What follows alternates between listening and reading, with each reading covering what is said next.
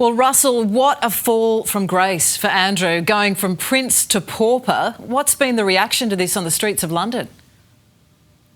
Well, it's just an extraordinary set of events, isn't it? We've had days and days of headlines. This story has been plaguing the royal family for several years now, and Prince Andrew seemingly hadn't been willing to budge. He hadn't been willing to leave Royal Lodge, the 30-room mansion that he was in, and he wasn't willing to step aside for the good of the monarchy. But the king has seen enough. I mean, when you look at what had happened during the week, the king being heckled in the streets on a public engagement, the fact that he was having to try and deal with these problems before he went to the Vatican, and of course Prince William is going to Brazil next week for his Earthshot Award. So it's been sort of a cascade of headlines, a lot of issues within the palace, and certainly the public revulsion in this whole tawdry saga has become too much. And this is why we've seen the action that the king has taken. Andrew was dubbed the favourite of the late Queen Elizabeth, and of course he's the brother of King Charles. How difficult would this decision have been? Well, of course, I think you have to look at the statement that has been put out by Buckingham Palace, and we haven't seen language like this before, that their majesties have all sympathies and all their thoughts go to the victims of sexual assault and survivors. And, you know, that really is very, very powerful. But, of course, this is Charles's brother. He has had to absolutely mop up his mess. It has become a stain upon the royal family. This is something that I don't think the royal family will ever be able to get rid of. I mean, we've seen so many lines in the sand over the last few weeks by trying to stop this saga from continuing, and still we've seen more and more headlines, more and more allegations that have been coming out regarding Andrew and his relationship with Jeffrey Epstein, his alleged relationship with Chinese spies, which are of a lot of concern. So it has affected Charles greatly, and I think he feels a duty of care towards his brother as well. And what about Prince William? What role would he have played in this? It's no secret that William is not a fan of Andrew, and that was in stark relief really when we saw the pictures of that encounter, very strained encounter between the two earlier in the month. What part will William have played in this decision?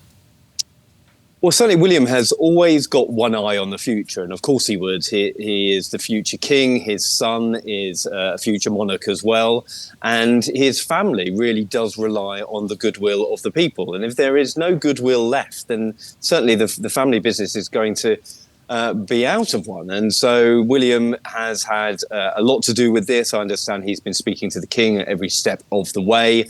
And of course, the king really appreciates his counsel and something like this. Now, I think if William had had his way, this would have been sorted out a long time ago. As you said, there's no love lost between him and his uncle. Those pictures that we saw at the Duchess of Kent's funeral could tell 1,000 words, couldn't they? Because he really didn't want to have anything to do with him, and certainly he doesn't want him around the family. He doesn't want him in any public role. I think that Prince William will be breathing a sigh of relief that this is essentially sorted for now. As I said, I think this stain will last a long time for the royal family, unfortunately. So you don't think that this decision, stripping him of all of his titles, kicking him out of the mansion, the very firm line in the sand that's been drawn, you don't think that's going to be enough to turn around this PR disaster that Andrew has become?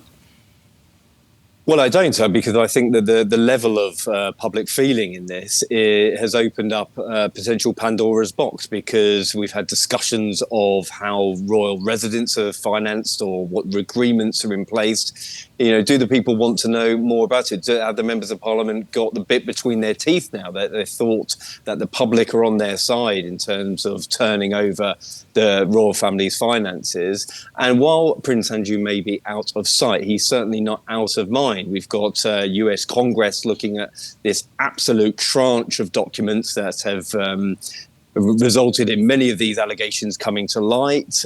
We've got MPs looking at this case now, and certainly the allegations that have come forward from Virginia Giuffre's posthumous memoir.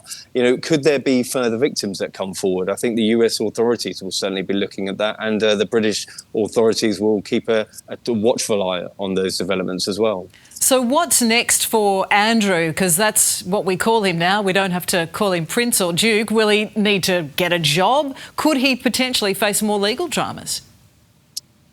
Well, certainly more legal dramas could be on the horizon. I mean, it's interesting that the palace did say that Prince Andrew has always vehemently denied these allegations in front of him. However, they did qualify that by saying that this action that they've taken needed to be done. And I think that's very, very strong language from the palace. They feel that, again, they're trying to draw a line in the sand over this. But how many times have we seen that? Not only in the last few years, but over the last few months. It wasn't enough to strip Andrew of his titles, not enough for him to step back from royal duties as he did 6 years ago. He really does need to be in exile. And I think that's exactly what the King and Prince William will be hoping for. However, when you've got these investigations on both sides of the Atlantic, I think that Andrew will be very concerned about that, because every time we've had new allegations, it really hasn't been in his favour. And certainly the public feeling in the United States is that the Epstein files should be released. There should be more information coming to light. So I'm sure British authorities want to know that too. You're at Heathrow Airport about to fly from London to cover Prince William's trip to Brazil. How interesting is that going to be in light of this?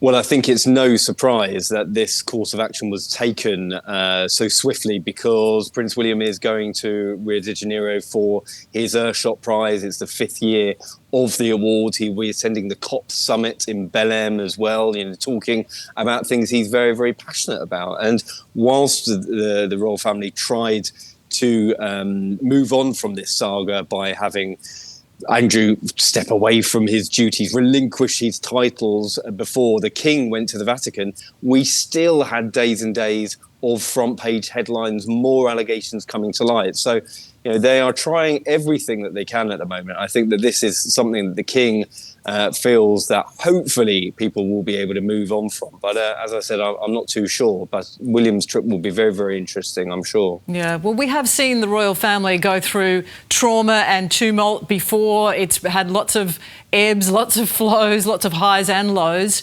Do you think this could be a turning point, though?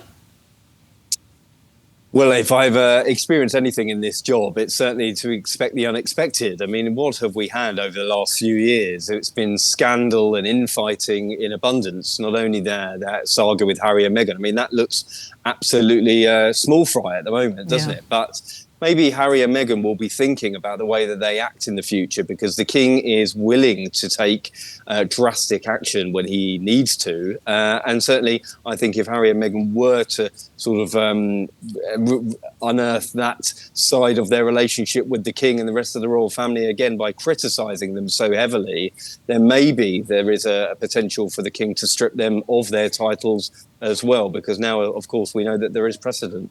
And would this action have happened whilst Queen Elizabeth was alive?